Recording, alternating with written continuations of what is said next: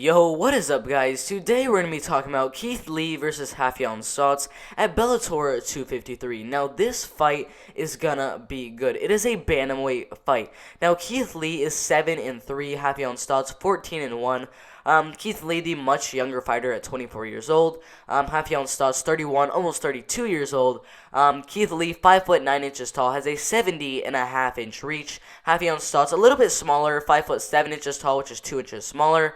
But has a longer reach at 72.5 inches, which is a 2-inch longer reach. Now, Raufeon Stots, he is currently ranked as the 79th best bantamweight in the world. Keith Lee is currently not ranked as a bantamweight in the world.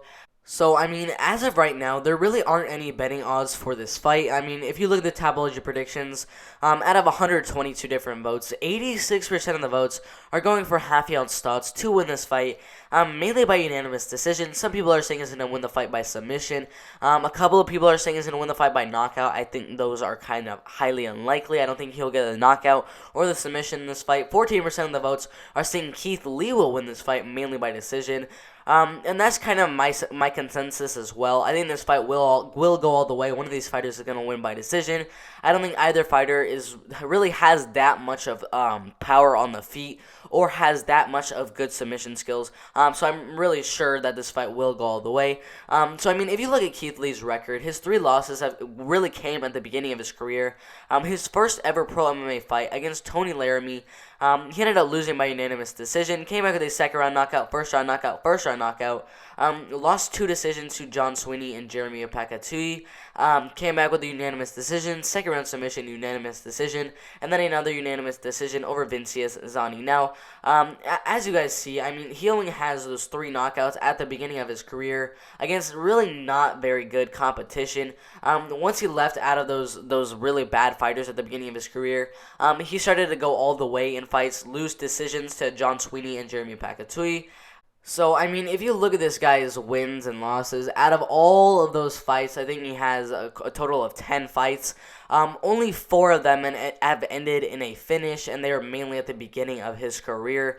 So I really doubt that Keith Lee will get a finish in this fight.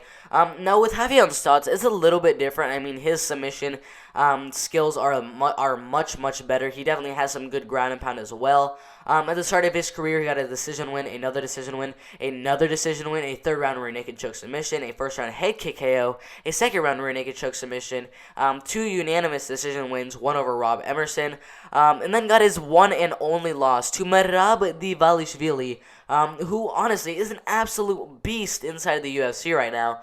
Lost a fight by first round spinning back fist, came out with a first round rear naked, got a shot inside the LFA where he got a third round TKO, unanimous decision,